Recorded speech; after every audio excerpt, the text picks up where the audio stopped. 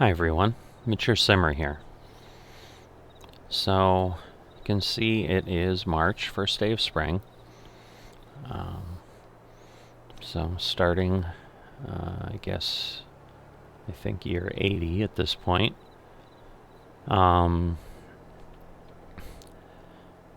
So I've gone ahead, didn't have an episode for it, but 26, 27 have come up for auction and gone away. So just as we plowed 33 up there, I did the work to do 26 and 27 yesterday.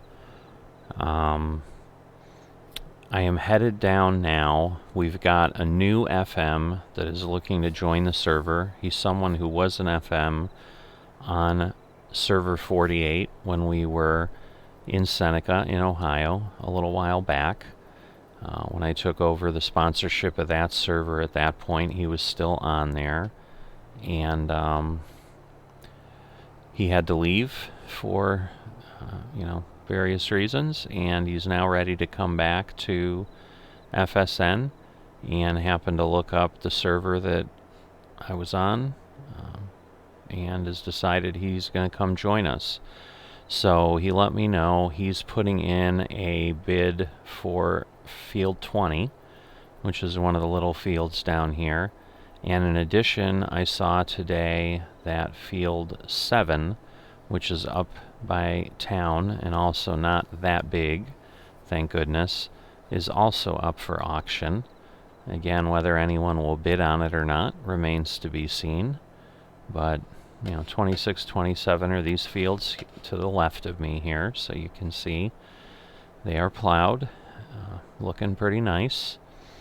So we're starting to get various areas of the server cleaned up. At this point, we've done every corner except the south, I guess it'd be the southeast corner that we are heading toward south and over to the left.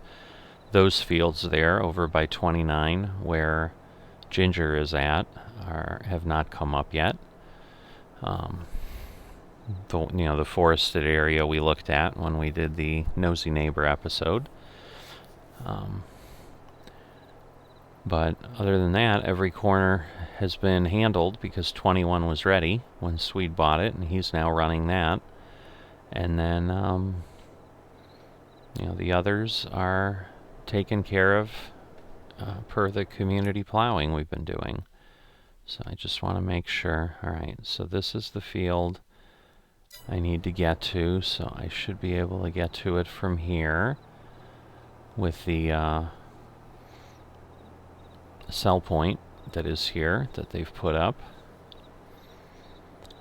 So we did get a notice. I was just reading it before I got on from the operations folks and wardens about FS22 and kind of the pallet issues and things that I had going on are becoming a problem in general. They said that that's been occurring a lot because they know there's not a lot of storage, but they're asking folks to obviously do what they can to avoid them having to take action. And obviously I've done what I need to, where now I've got a yard and I've got stuff out, but it's become significant enough, and people, I think, sounds like maybe they're leaving them on trailers, which I had been told by the one warden is actually not good, and so they did share that's actually worse than leaving them on the ground. So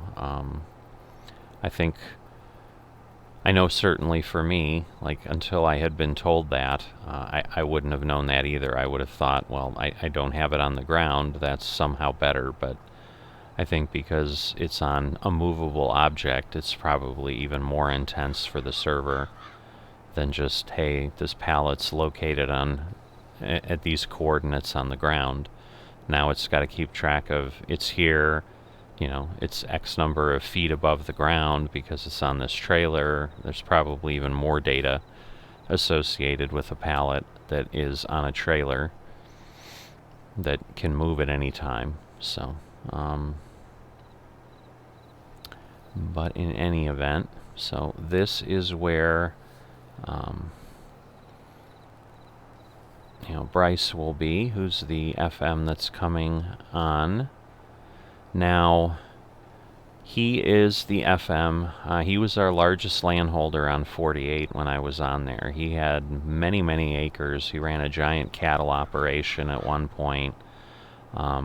Again, not sure if he's expecting to kind of go down that same route, but I think this map definitely gives them all kinds of abilities with the giant size of the fields. And when I chatted with him yesterday, that was part of the discussion, as he said that's kind of what's intriguing him, is he loves the large fields. So while he's starting out here, because they've got the $500,000 limit where they have to find a $500,000 field to begin with, I'm expecting he will then buy at least one additional field when things come up. And again, whether he then moves his home plot there and eliminates this one or keeps this, all remains to be seen. So I will say, just from driving around here, at least in this area, there's some space near the edge of the field here that if someone was to set up a farm, they could do so. And have space for the yard. I turned a little bit late here, but too excited about talking. Plus, I got hit by lag that I wasn't expecting. I'm not running any of my stuff in the background. That was normally the problem. Sometimes lag just does happen, but usually it's few and far between. So I did, in plowing 26 and 27, which took me probably 2-3 hours, so I definitely had enough exposure to test things out. Didn't really have any lag issues, so it does seem that maybe I was my own worst enemy on that. So I'm definitely avoiding doing any stuff like that and having all that processing happen either when I'm not planning on playing or overnight. Again, when I'm not playing, but just overnight's a little bit different than just, hey, it's during the day, but I'm just not using the machine. So, deer running away. So yeah, here, if this area is included in any way, I'm not sure how tight the border on 20 is, but you would definitely have to cut some stuff down otherwise to use this. I'm probably going to have to back this up a bit to get the corner, but we'll do that. Pick up the plow. So yeah, I'm not planning on having this be a long video. You've seen me plow enough fields. I think at this point, usually I'm just going to keep you informed of what's going on with this maintenance. Because when I have to plow my own fields again, we'll have plenty of opportunity to spend time together plowing. But definitely just wanted to, throw another video out there to give people an update of what's happening. Obviously, we've just gone through winter. There hasn't been a lot going on.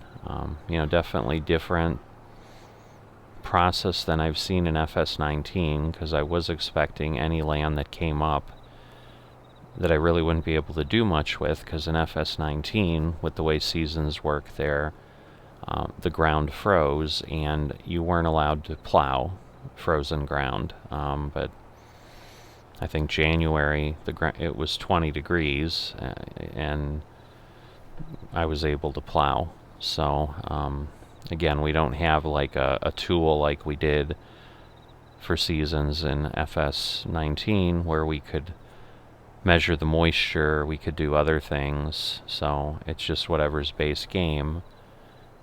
And so maybe when things change in the future, that may be different. But right now, the nice thing was, like, I was able to, even with snow on the field, plow 26 and 27. So there was nothing that really slowed me down in that regard. Just got to figure out, I guess, what the best way is to do this plowing. So I think just You know, obviously it's longer this way, so I think I'm going to head in this direction. Wow, field, or the lighting is doing some weird stuff, the way that that's all working, but anyway. So I'm going to get my GPS set up here. And we'll just make sure we're good there. We'll run this up and down. Again, I'll put on my dots. So yeah, I'm not actually sure if this field or 7 are bigger. They're probably very similar, honestly, in size. I don't know that I'm going to worry about my dots. I'm not doing that much work, and it's not terrible. It's not like I can't handle this, but the visuals are better than these lines. I don't know why. I just have a problem with the lines. So, oh, that's straightened out pretty nicely. So that'll work, but yeah, I mean, we're probably talking 10 passes or less, ultimately, to get this field done. So, hopefully it'll be pretty quick. I guess out of curiosity, let's take a look. This is, oops, 24 acres. This is 40 acres, so 7 is larger. So that'll take a little bit more time. I think I'll get them done today before I head off to bed, but I may just do this. I just wanted to start on 20 because I don't know when they may put Bryce on the map, and then therefore I don't have a time period where, like with the auction, if I know the field isn't available and off auction till the 8th, say, you know, I know I've got till that time before anybody will be on the field. I don't have that visibility with new FMs coming on. You know, and in some cases that would mean if the FM didn't know me and didn't contact me ahead of time, that we'd simply suddenly be told, hey, you've got a new FM and they're on that field, and I wouldn't be able to get it ready for them. But since we're able to do that, there's no reason, again, not to do that. So that's why I figured I'll get this done, and then I'll head up and take care of 7, because I'm just trying to at least keep up as much as I can. It's definitely a challenge with these large fields, but so far, so good. So I will keep doing that, and then, you know, that should help in general with getting everything ready for everybody and keeping the map in good shape. So that's the update for now. So we'll have these 2 plowed. That'll get, you know, a good set of fields ready to go, and I've still got 3 or 4 months till my canola will be ready. And so the only thing I'm going to likely check tomorrow morning is, do I need to do anything with weeds?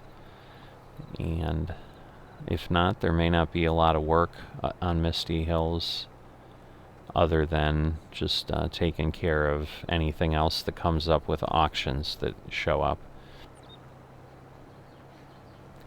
I'm just adding on here real quick. I'm finishing up some work here on field 13, as you can see on the mini-map. So this field is up for auction. Done 26 and 27 a little while ago, but I wanted to kind of show you the way we're looking is where our yard is. And now that the trees are starting to fill out, we're in the last day of spring here. You can see, you can't really tell, well, you can't tell at all, as far as I can see, that there's anything there but trees.